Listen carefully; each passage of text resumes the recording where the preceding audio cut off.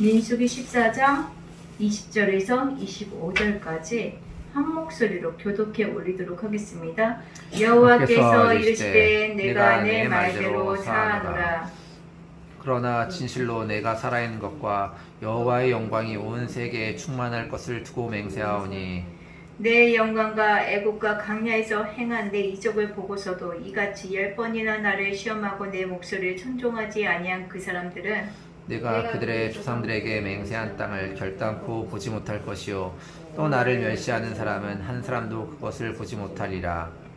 그러나 내 종 갈렙은 그 마음이 그들과 달라서 나를 온전히 따랐은즉 그가 갔던 땅으로 내가 그를 인도하여 드리리니 그의 자손이 그 땅을 차지하리라. 아말렉인과 가나안인이 골짜기에 거주하나니 너희는 내일 돌이켜 통의 길을 따라 광야로 들어갈지니라. 아멘. 다 같이 기도하도록 하겠습니다. 오 할렐루야. 참 고마우신 하나님 아버지, 하나님 우리 대한민국의 이 큰 명절 가운데서도 하나님 우리 열린문교회 성도님들을 지켜주셔서 안전할 수 있도록 하여 주신 우리 하나님께 감사드립니다. 하나님 그 어떤 무엇보다도 우리가 이 땅에서 살면서 그리스도인으로 불러주신 그 하나님의 사랑에 감격하며 하나님의 자녀로서 사는 우리 열린문교회 성도님들 되어지게 하여 주시옵소서. 또한 예배의 자리 또 하나님의 자리를 벗어나지 않은 우리 성도님들 되어지게 하여 주시옵소서. 오늘도 하나님 앞에 나왔사오니 하나님의 귀한 말씀이 선포되어질 때 이 말씀을 통하여서 살아 역사하신 우리 하나님 만나게 하시고 또한 다시 한번 결단하게 하셔서 하나님 세상에 나아가 세상을 변화시키고 우리 예수 그리스도를 전하는 하나님의 일꾼으로 쓰임받는 우리 열린문교회 성도님들 되어지게 하여 주시옵소서. 이 모든 말씀 살아 역사하신 예수 그리스도 이름으로 기도드렸습니다. 아멘. 오늘 말씀의 제목은 고난에 대처하는 자세입니다. 말씀의 제목이 뭐라고요? 고난에 대처하는 자세입니다. 오늘 우리가 봉독한 말씀은 이 말씀이 속한 민수기는 백성들의 숫자를 센다라는 의미를 지닌 책입니다. 그래서 민수기죠. 이는 본서의 1장과 26장에 걸쳐서 두 번의 인구 조사가 나오고 있기 때문에 붙여진 이름입니다. 민수기 1장의 첫 번째 인구 조사는 홍해를 건넌 직후에 이루어졌습니다.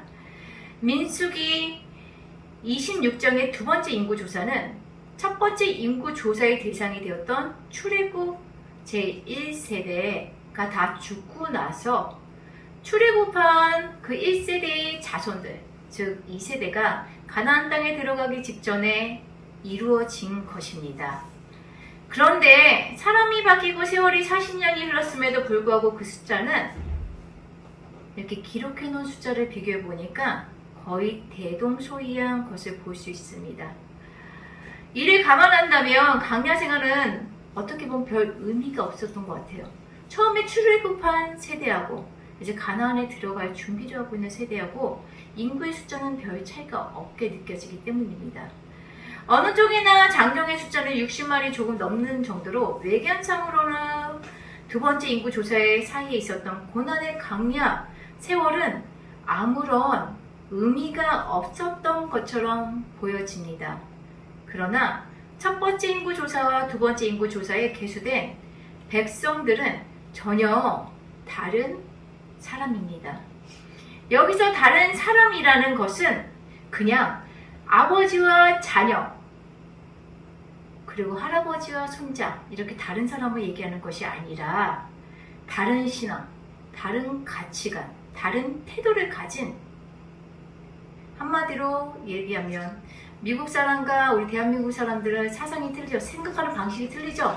먹는 스타일도 틀리고 좋아하는 스타일도 틀리잖아요. 그것처럼 똑같은 이스라엘 백성인데 처음에 출애굽을 했던 이스라엘 백성과 그 1세대와 그리고 두 번째 민수기에서 26장에서 계수되어지고 있는 그 이스라엘 사람들은 다른 사람이란 얘기입니다. 다른 가치관, 다른 사고방식을 가진 사람입니다. 다른 사고방식을 가진 사람이라는 것입니다. 두 번째 인구조사에 계수된 백성들은 고난의 강야를 부모님과 같이 통과하면서 가나안에 들어갈 자질을 훈련받고 갖추게 됩니다. 이 광야의 길은 단순히 고되고 힘든 길이 아니라 그들이 하나님의 백성으로서 백성의 자체를 갖추게 되는 그 시간들이었습니다. 그들이 애굽에서 노예로 있던 그들이 이 광야 40년 동안 애굽의 노예가 아니라 하나님의 백성이 되어지는 그런 거듭되어지는 시간이었던 것입니다. 그렇기 때문에 하나님께서 아브라함에게 그리고 이삭에게 야곱하셨던 그 자손들에게 주시겠다는 그 젖과 꿀이 흐르는 그 땅에 들어와서 하나님의 백성으로 살 수 있는 자격을 갖춘 시간이라고 할 수 있습니다.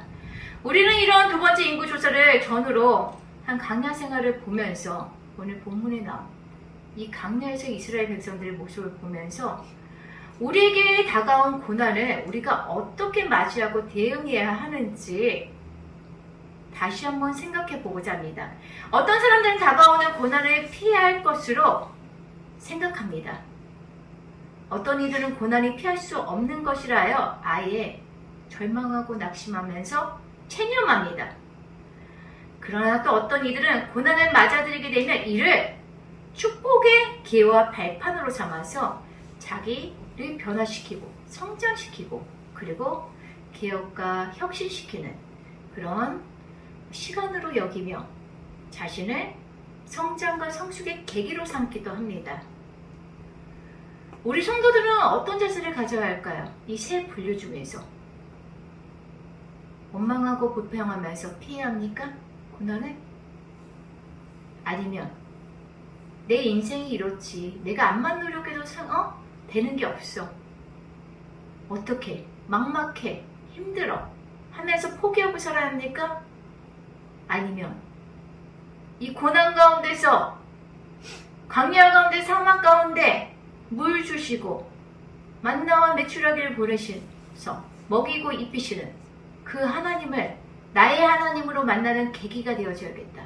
내가 나에게 고난을 주시고 광야 생활을 하게 하신 하나님의 나를 향하신 생각, 나를 향하신 계획을 보면서 내가 어떤 부분이 하나님의 백성으로 부족한지 다시 한번 점검해보고 부족한 부분들을 깨달아 알고 고쳐서 하나님의 복을 받을 수 있는 그런 그릇으로 만들어야겠다 하는 계기로 삼습니까?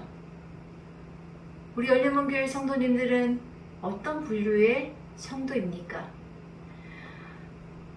오늘 우리는 이와 관련해서 우리에게 고난이 닥쳐올 때에 과연 우리가 어떻게 대처해야 하는지 세 가지로 살펴보려고 합니다. 첫 번째로는 고난에 대처하는 자세는 자신이 누구인가를 되돌아보아야 합니다. 오늘 본문은 이스라엘 백성들이 왜 고난의 자리로 들어가야 하는지를 분명하게 보여주고 있습니다. 그것은 바로 하나님께서 애굽에서 노예로 살고 있던 그들을 불러내셔서 그들의 조상에게 약속하신 그 땅으로 젖과 꿀이 흐르는 축복의 땅으로 인도하시고자 하시지만 그들이 들어가지 못하고 광야에서 다 죽게 된 것은 바로 22절을 보도록 하겠습니다. 내 영광과 애국과 광야에서 행한 내 이적을 보고서도 이같이 10번이나 나를 시험하고 내 목소리를 청종하지 아니한 그 사람들은 아멘? 출애굽을 그냥 시켰으니까? 아니죠. 출애굽하게 했던 이스라엘 백성들 애굽 사람들 바로 왕이 끝까지 못 나가도록 막고 괴롭혔죠. 하나님의 10가지 재앙들을 통해서 10가지 애굽 백성에게 10가지 재앙이지만 이스라엘 백성에게 10가지 기적이잖아. 그렇죠? 그 10가지 기적을 통해서 수많은 이스라엘 백성들이 애굽에서 나올 수 있게 되었어요. 아멘? 그 외에도 광야 생활을 하면서 물이 없는 곳에는 물이 나오게 하시고 먹을 것이 없는 곳에서 만나와 메추라기를 보내주시고 먹이고 입히시는 하나님을 경험했습니다. 그럼에도 이스라엘 백성들은 그들의 앞길 가운데 어려움이 다가올 때마다 어떻게 했나요? 내 영광과 애국과 광야에서 행한 내 이적을 보고서도 이같이 10번이나 나를 시험하고 내 목소리를 청종하지 않았던 그 사람들. 아멘? 아멘? 불평하고 원망하면서 하나님의 음성에 순종하지 않았던 그 사람들이라고 말씀하고 있습니다. 이러한 선민의 불신앙 중 가장 결정적인 불신앙에 대해서 우리는 민수기 13장과 14장에 기록되어진 것을 찾아볼 수가 있습니다. 모세는 이스라엘 백성들이 가나안 땅에 인접한 가데스 바네라는 곳에 이르렀을 때 가나안 땅을 먼저 살펴보기 위해서 각 지파에서 한 명씩, 그러니까 12명을 선발하여 가나안 땅에 정탐하게 합니다. 그러하였음에도 불구하고 그들은 가나안 땅을 40일 동안 정탐하고 돌아와서 어떻게 얘기합니까? 그것은 가연 하나님께서 얘기하셨던 대로 적과 꿀이 흐르는 땅이에요. 모든 것이 풍성하고 모든 것이 좋아요. 하지만 어떻습니까? 그들은, 우리는 메뚜기와 같다고 했죠? 그들은 거대하고 장대하고, 우리가 그들을 어떻게 정복할 수 있다? 없다라고 얘기하죠. 아멘? 그들은 하나님의 약속, 하나님의 그 신실하신 약속을 신뢰하지 않습니다. 그리고 하나님께서 어떻게? 출애굽과 그 외 광야 생활에서 보여주셨던 더 큰 이적들. 가나안 백성들만 위대합니까? 애국 군사들은 별 볼 일 없어요? 아니죠. 애국 군사, 애국도 강대국이었잖아. 그쵸? 그 강대국의 수많은 그 군사들까지도 물리쳐 주셨던 분이 누굽니까? 이스라엘 백성이 자기네가 전쟁을 치러서 나왔습니까? 아니죠. 자기는 아무것도 하지 않았어요. 그들은 아무것도 하지 않았는데 하나님께서 위대하게 역사하여 주셔서 그들이 출애굽을 할 수 있었죠. 그랬던 그 하나님을 신뢰했다고 한다면 가나안 백성이 암만 장대하고 암만 그들의 군사력이 뛰어난다고 해도 그들의 입술에서 이런 말이 나오면 됩니까? 안 되죠. 그들은 하나님, 그들이 만났던 하나님, 그들이 체험했던 하나님을 고백해야 하잖아요. 아멘?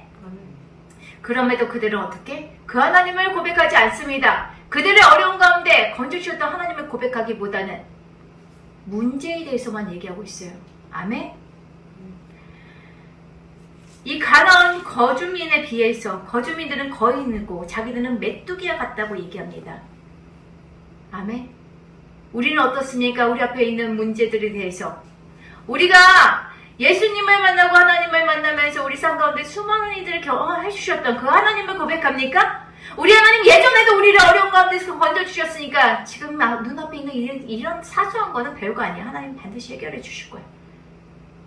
하면서 믿음의 말씀은, 믿음의 말들, 믿음의 선포를 하십니까? 아니면 이 가나안 정탐꾼, 이 10명의 정탐꾼처럼 하나님은 싸그리 잊어버리고 가나안 백성들만 보이면서 우리는 메뚜기와 같아요. 그들하고 싸우면 우리 반드시 죽을 거예요. 라고 절망 가운데, 염려 가운데 불평, 불만만 하고 있지는 않습니까? 그 10명의 정탐꾼들과는 완전히 상반되어지게 오늘 24절에 나왔던 내 종 갈렙은 그 마음이 그들과 달라서 나를 온전히 따랐은즉. 아멘? 여호수아와 갈렙은 동일한 곳을 정탐하고 왔음에도 불구하고 눈앞에 있는 가나안 백성들에 대해서 얘기하지 않습니다. 그들은 어떻게? 그 가나안 백성들보다 더 위대하신 하나님에 대해서 얘기하죠. 하나님 우리 함께 하신다고 한다며. 그랬던 갈렙에 대해서 하나님께서 말씀하시길 내 종 갈렙은 그 마음이 그대가 달라서 나를 온전히 따랐은즉. 아멘? 우리 열린문교회 성도님들의 마음도 이 갈렙과 같이 세상의 풍조를 따르지 아니하고 우리 눈앞에 있는 환경을 따르지 아니하고 온전히 마음을 하나님께 두시길 바랍니다. 아멘? 그래요. 하나님의 그 기록책에 내 자녀 우리 우건사님은, 내 자녀 우리 채집사님은 온전히 나를 따랐은즉 라고 하나님께서 평가해 줄 수 있는 그런 성도님들 되어지기를 주님의 이름으로 축원드립니다. 그가 갔던 땅으로 내가 그를 인도하여 드리리니 그의 자손이 그 땅을 차지하리라. 아멘? 갈렙 한 사람 때문에 그의 자손들은 이런 놀라운 축복을 받게 돼요. 아멘? 여러분들이 우갈렙 되시고 여러분들이 임갈렙이 되시고 여러분들이 채갈렙이 되시고 하셔서 여러분들 한 사람의 덕으로 온 집안이, 갈렙 한 사람 덕분에 온 집안이 놀라운 하나님의 축복을 받았던 것처럼 여러분들이 어떻게 갈렙과 같은 사명을 감당하시기를 주님의 이름으로 축원드립니다. 아멘. 예, 하나님께서 선민들에게 고난의 강야를 왜 걷게 하셨습니까? 그냥 가나안으로 뿅 하고 들어가게 하시지 왜 강야 생활을 40년이나 걷게 하셨나요? 하나님은 그들에게 가나안이라는 약속의 땅을 축복으로 주시고자 벌써 작정하셨어요. 그럼에도 불구하고 이스라엘 백성들이 그 가나안에 들어갈 수 있는 그릇이 못 되었기 때문에 하나님을 온전히 신뢰하지 않았기 때문에 하나님보다는 자기 자신을 보았기 때문에 자기 자신 어떤 자신? 메뚜기 같은 자기 자신. 그래서 불평불만을 해대니까 하나님은 그들이 변화되어지기 원했습니다. 그래서 그들이 변화되어지는 시간 이 40년이라는 강야의 시간을 보내게 하십니다. 아멘. 이 이스라엘 1세대와 같이 어리석은 자들 되지 아니하기를 주님의 이름으로 축원드립니다. 어떻게? 민수기 1장에서 나온 이 1세대는 강에서 다 죽고 새로운 세대가 가나안으로 들어가게 되죠. 아멘.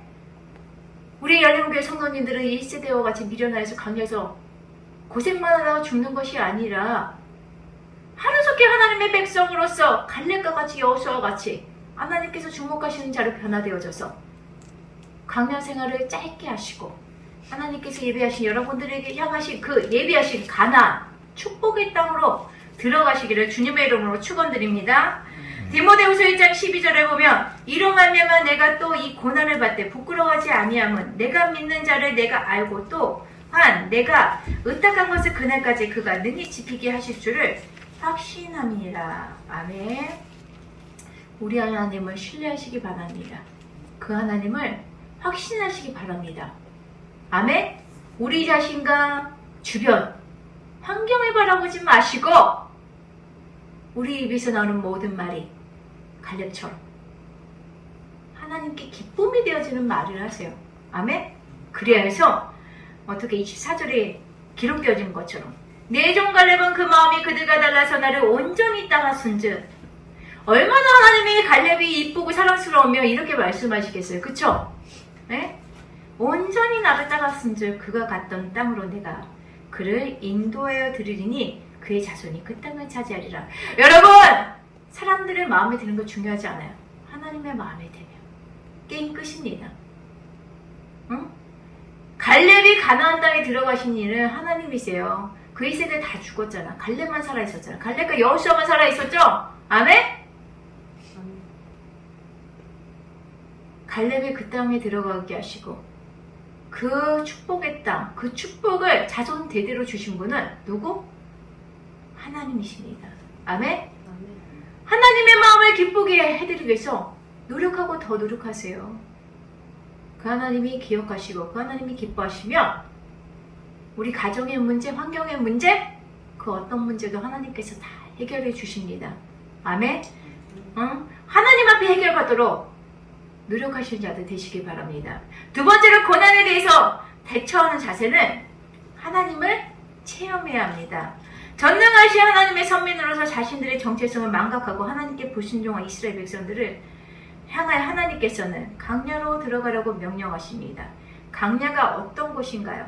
신명기서 8장 15절에 강야에 대해서 말하기를 그 강대하고 위험한 강야 곧 불뱀과 정갈이 있고 물이 없는 그 간조한 땅이라고 말씀하십니다.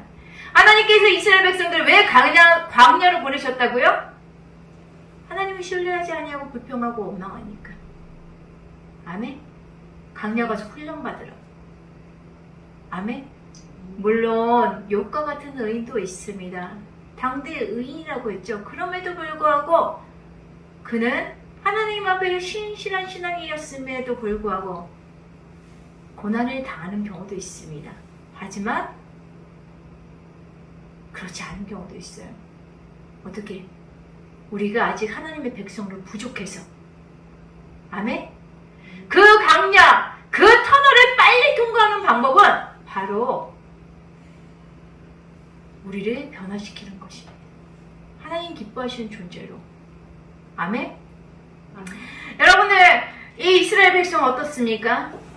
출애굽하는 동안 하나님을 경험했죠. 하나님 만났어요. 아멘? 그럼에도 불구하고 그들은 어려움이 다가올 때마다 하나님을 잊어버립니다. 아멘? 우리 삶 가운데 역사하셨던 하나님, 아주 작은 것이라도, 아주 작은 것이라도, 비가 너무너무 오는데 하나님, 내가 나가서 일을 해야 되는데 비가 너무너무 옵니다. 이 비 좀 멈추게 해주세요. 했을 때 비가 멈췄던 것들, 여러분들 이런 아주 사소한 같은 것들 경험하신 적 있으시죠? 놓치지 마세요. 그 아주 사소하고 작은 것 같은 그것이라도 하나님 만났던 것들 놓치지 마시고 그거 꼭 붙들어 잡고 더 큰 문제가 다가와도 하나님 그때도 이렇게 역사해 주셨잖아요. 역사해 주실 줄 믿습니다. 그 하나님 신뢰합니다. 우리 하나님은 세상과 다르고 우리 하나님 이 세상에 수많은 신이 있어도 그들은 가짜 신인데 우리 하나님은 진짜 이 세상 만물을 창조하신 그분이시잖아요. 그 하나님께서 나의 삶 가운데 역사하여 주실 줄 믿습니다. 아니 신앙 고백들을 하시는 여러분들 되어지기를 주님의 이름으로 축원드립니다. 아멘. 이 강야는 인간의 힘으로는 스스로는 생존할 수 없는 곳입니다. 척박한 땅입니다. 낮에는 살인적인 더위가 있고 밤에는 살인적인 추위가 있는 곳입니다. 이런 곳에서 먹을 거, 입을 거, 마실 거 제대로 공급받을 수 없는 이런 곳에서 이스라엘 백성들은 내버려 둡니다. 더운 곳에서 하나님의 구름 기둥을 통해서 구름 기둥의 그 그늘을 통해서 시원함을 경험할 수 있었고 살인적으로 추운 곳에서 하나님의 불기둥을 통해서 추위를 녹일 수 있었고 물이 없는 곳에서 물이 나게 반석에서 물이 나게 하셔서 물을 공급받고 먹을 것이 없는 곳에서 만나를 통해서 먹을 것을 공급받습니다. 왜 그런 경험을 해야만 하나요? 작은 것에서도 하나님 우리에게 주셨던 것들을 감사하며 그 하나님을 경험했다고 한다면 이 살인적인 추위와 살인적인 더위와 먹을 것이 없고 물이 없는 곳에서 하나님을 만나게 되었을까요? 아니죠. 작은 것에 감사할 줄 몰랐기 때문에. 출애굽에서 10가지 재앙이 작은 것입니까? 아니죠. 그 큰 것을 그렇게 큰 것을 경험했음에도 불구하고 그들은 금방금방 잊어버립니다.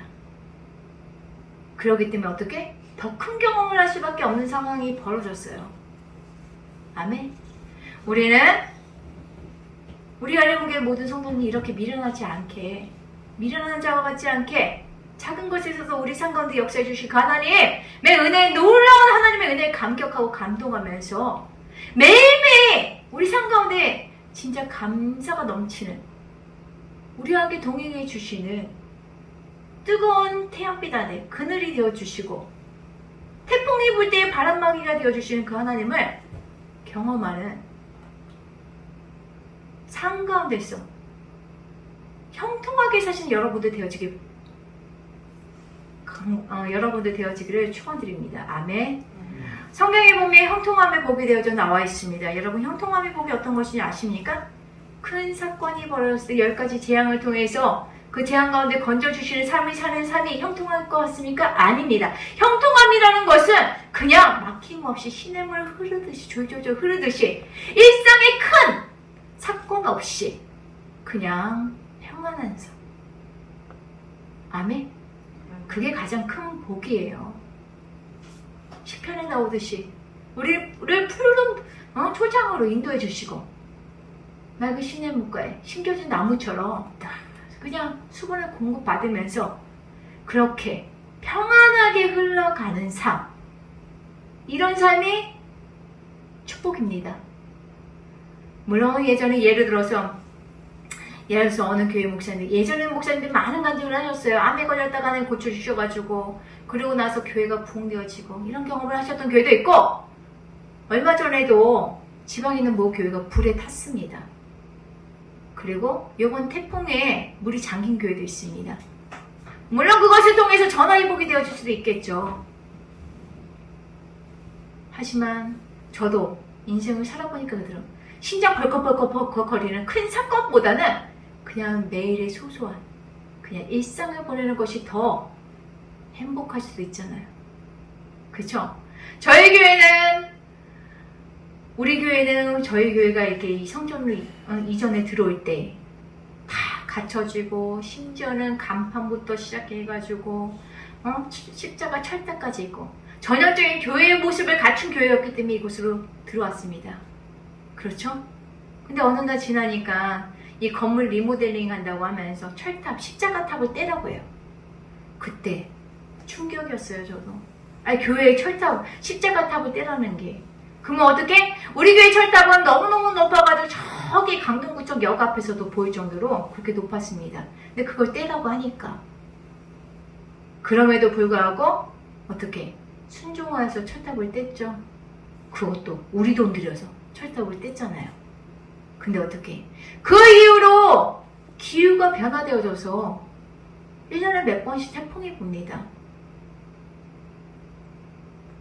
만약에 그 철탑을 떼지 않았다고 한다면 안심할 수 없었겠죠.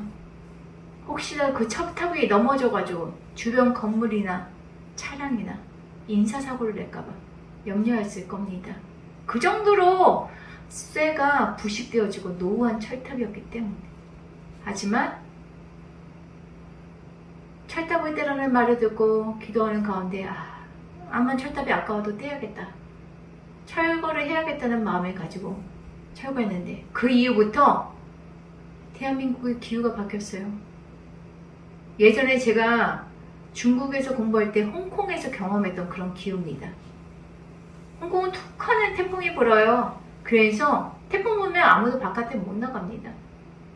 그리고 태풍이 워낙에 많이 불기 때문에 태풍 피해에 대해서 대처가 되어 있습니다.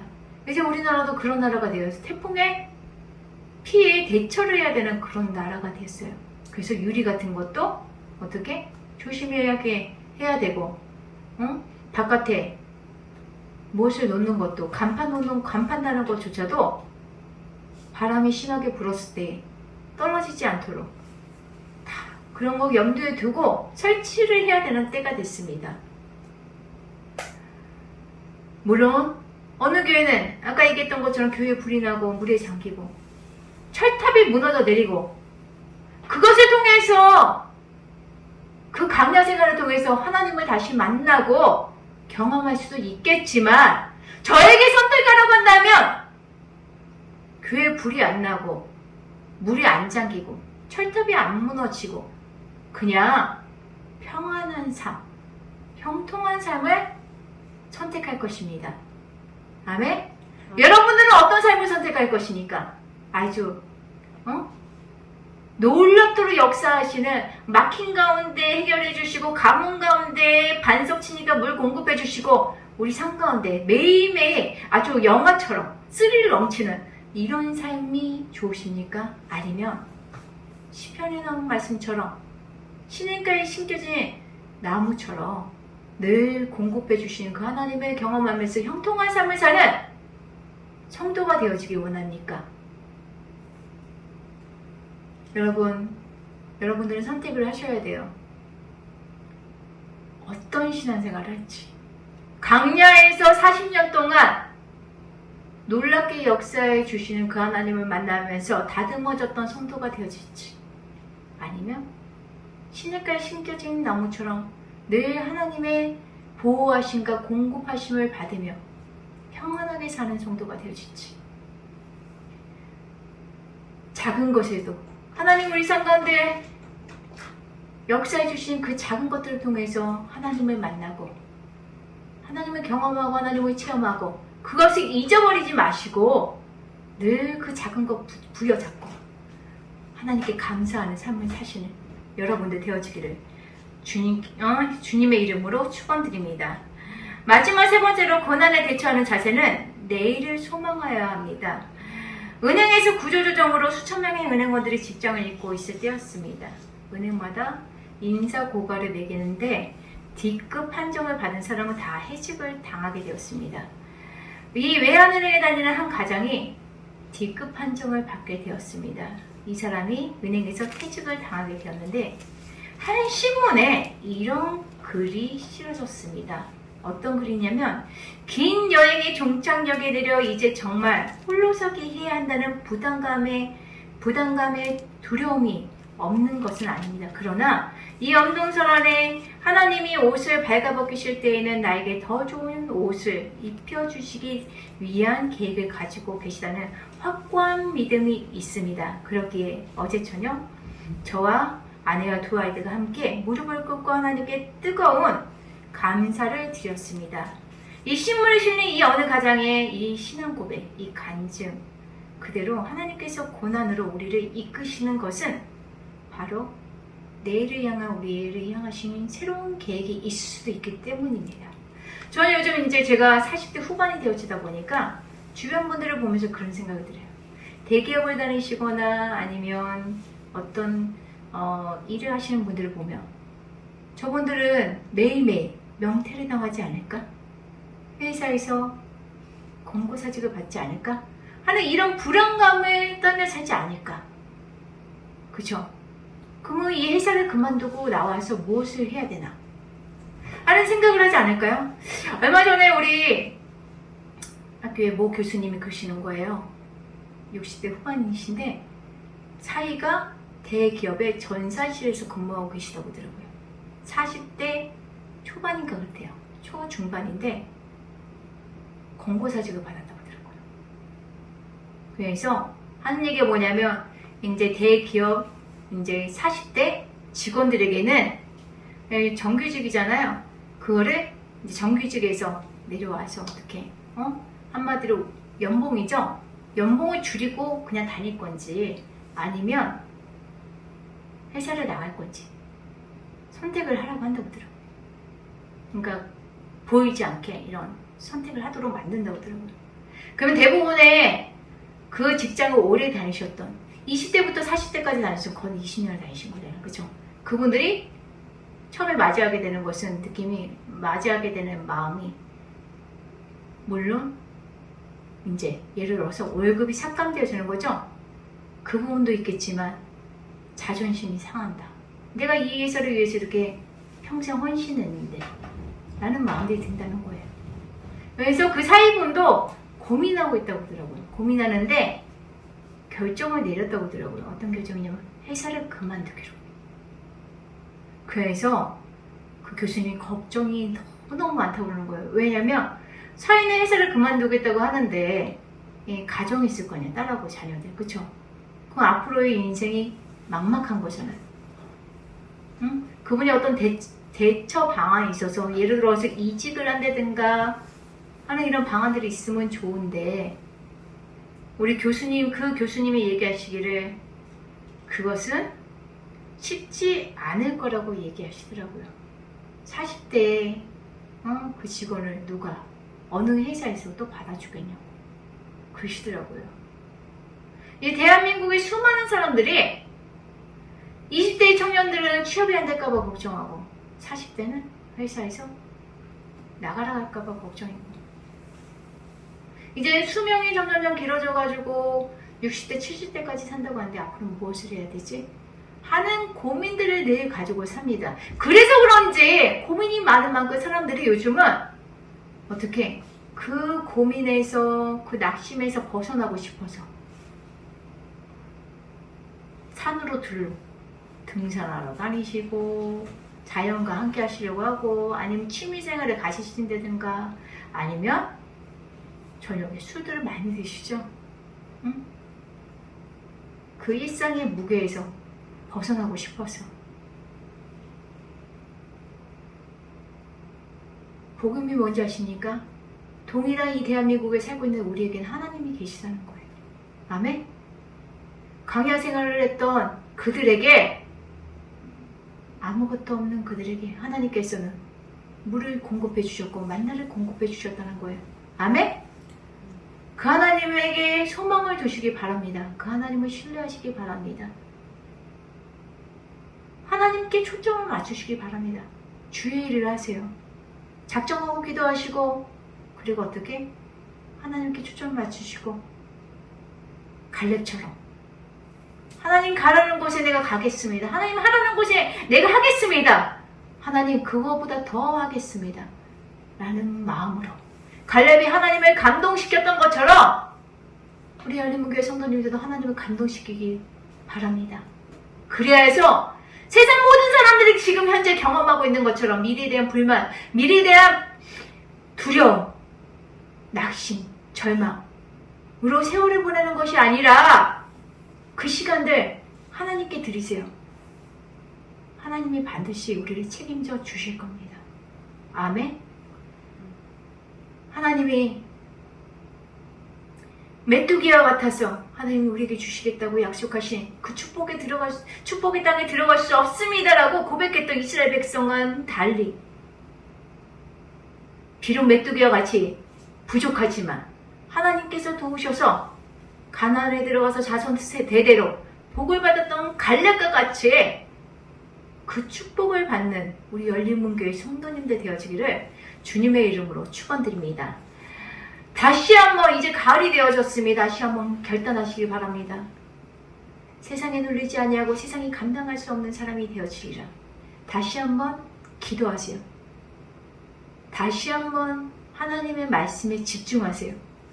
다시 한번 하나님을 위해서 교회와 복음 전하고 또 하나님 기쁨이 되어지는데 나의 생각과 나의 시간을 들여서 헌신하시기 바랍니다.